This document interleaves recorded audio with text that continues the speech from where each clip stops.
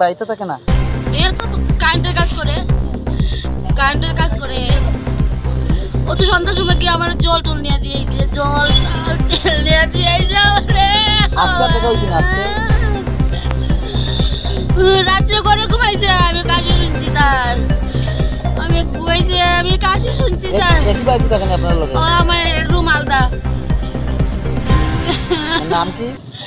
এর পালোর নাম পাপু দাস, আর এমনি সবাই কালী করে ডাকে, কালী কালী করে।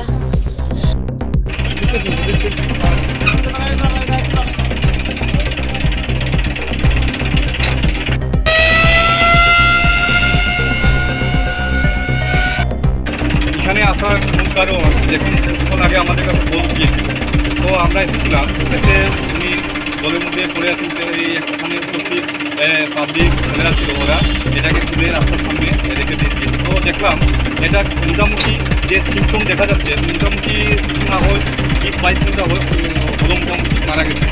হ্যাঁ, মানে পুরো ডাক্তার হয়ে গেছে, যে শরীরের চেহারা দেখে বোঝা যাচ্ছে যে অন্তত 24 আওয়ার মারা যাওয়া। তো আমরা এসে যেহেতু মারা গেছে, যদি জীবিত থাকতো এটা আমরা রিকভারি করি, কিন্তু যখন মারা যাওয়ার পর এটা কিন্তু টোটালি পুলিশকেই।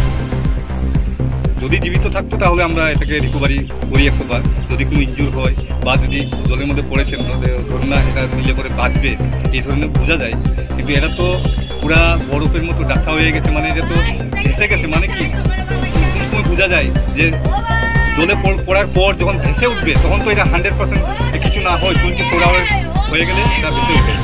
হ্যাঁ, তারপর তো একজনকে জিজ্ঞেস করলাম যে ওনার নাম কি, তো এমনি বোঝা গেছে কালী দাস ওনার নাম।